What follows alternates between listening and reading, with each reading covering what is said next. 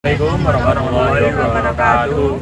Perkenalkan, nama saya Satria Wahyu Gunawan dengan NIM 25040674287. Saya dari Srian Visulia dengan NIM 250406742888. Saya Revisi Anbari Alfat 25040674276. Judul kelompok kami tentang kolaborasi antar instansi network governance menyelesaikan masalah publik lintas sektor. Tujuannya meningkatkan efektivitas penyelesaian masalah publik. Kolaborasi antar instansi bertujuan untuk menggabungkan kapasitas, sumber daya, serta keahlian dari berbagai lembaga agar permasalahan tersebut dapat ditangani secara lebih cepat, tepat, dan menyeluruh. Mendorong sinergi antar lembaga pemerintahan. Dengan adanya jaringan kerja network governance, setiap instansi tidak lagi bekerja secara terpisah, melainkan saling mendukung dalam perencanaan, pelaksanaan, dan evaluasi kinerja publik.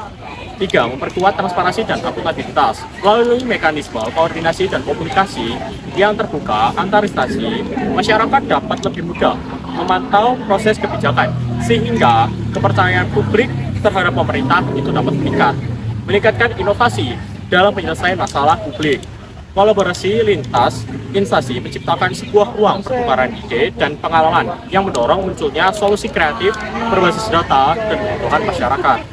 5. Mengoptimalkan penggunaan sumber daya publik dengan berbagai form informasi, data, dan fasilitas. Kolaborasi antar instansi menghindari tumpang tindih program dan pemborosan anggaran, sehingga efisiensi pemerintahan meningkat.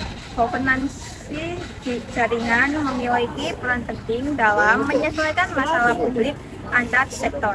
Hal ini menunjukkan bahwa governance jaringan memungkinkan fleksibilitas, keterlibatan pemangku kepentingan, dan akuntabilitas yang tersebar.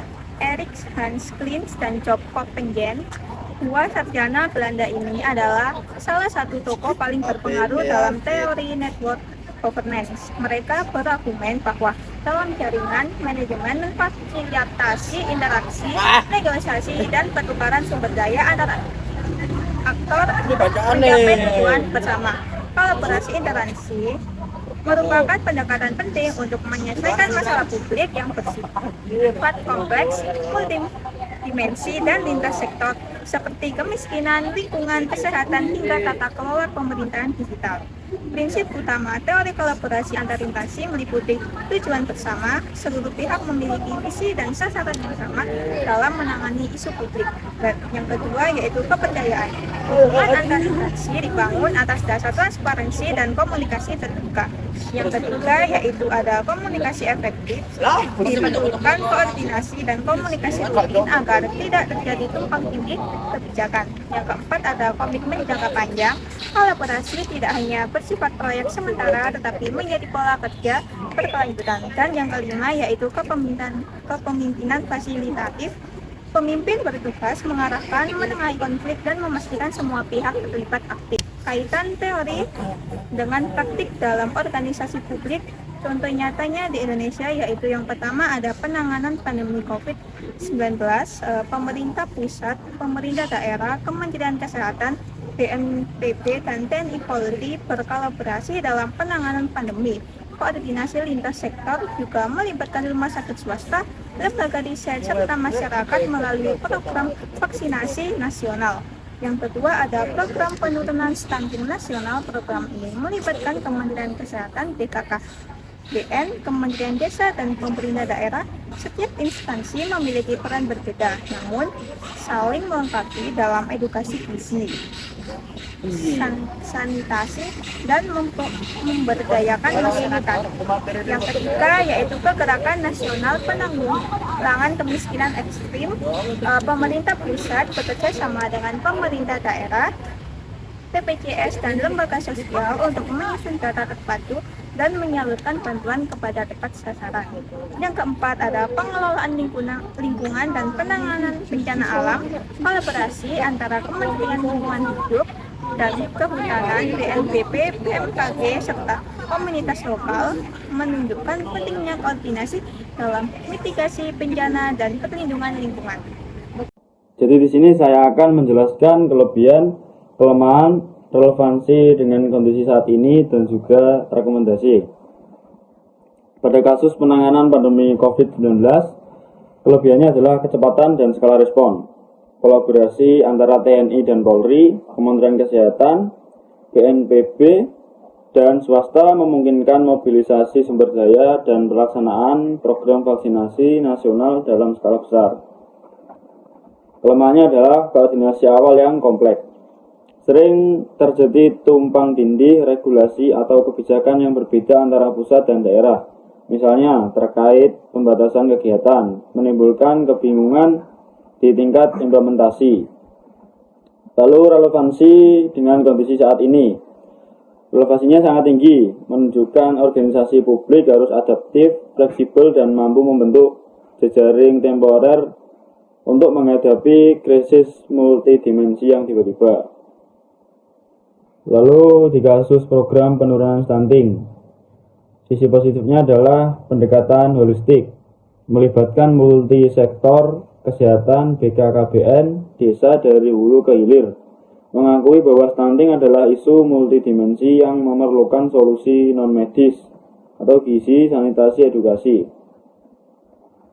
Lalu kelemahannya adalah silo mentality dan komitmen. Perbedaan prioritas budaya kerja atau sistem anggaran di setiap kementerian atau lembaga dapat menghambat integrasi data dan tindakan yang terpadu. Lalu relevansinya tinggi, yaitu mencerminkan kebutuhan untuk mengatasi masalah sosial yang akar permasalahannya kompleks dan lintas domain, memerlukan kolaborasi jangka panjang yang terlembaga. Lalu pada kasus selanjutnya adalah kasus Gerakan Nasional Penanggulangan Kemiskinan Ekstrim.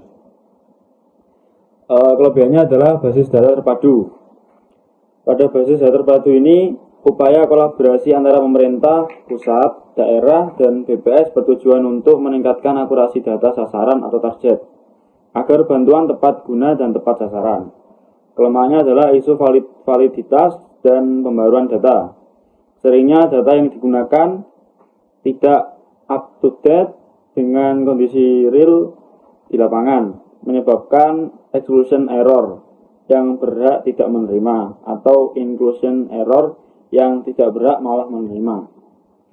Relevansinya tinggi, menyoroti tantangan wicked problem, di mana masalah kemiskinan memerlukan inovasi dalam teknologi informasi dan kelembagaan untuk menjamin akuntabilitas penyaluran bantuan.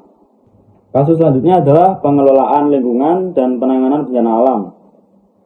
Sisi kelebihannya adalah integrasi ilmu pengetahuan dan aksi. Kolaborasi antara KLHK, BNPB, BMKG, dan komunitas lokal menunjukkan integrasi antara Early Warning System atau BMKG dengan mitigasi di lapangan BNPB dan komunitas.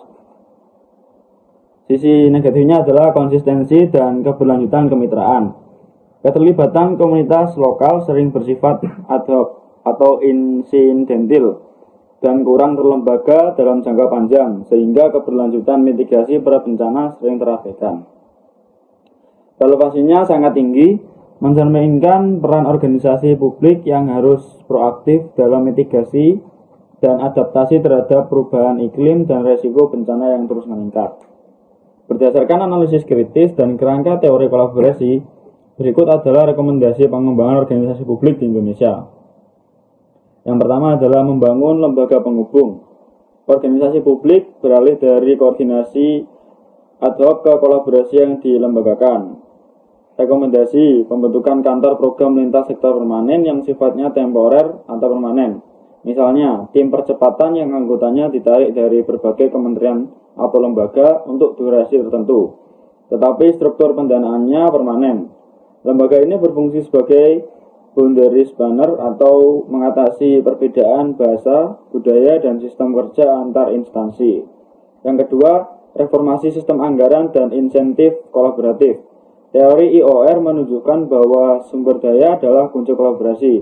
Rekomendasinya adalah menerapkan anggaran berbasis program bersama atau joint budgeting, di mana alokasi dana untuk masalah kompleks seperti stunting terintegrasi sejak awal dan dikelola bersama.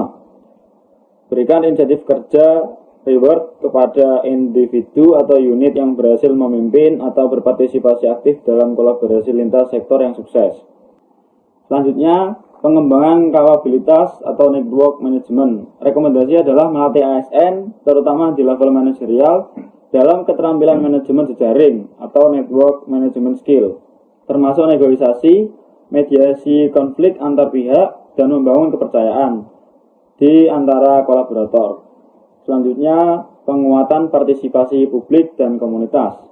Rekomendasinya adalah melembagakan mekanisme action research yang melibatkan komunitas lokal dalam perumusan solusi dan pengumpulan data atau real time. Hal ini akan meningkatkan validitas data dan keberlanjutan program, misalnya data kemiskinan dan mitigasi bencana berbasis komunitas.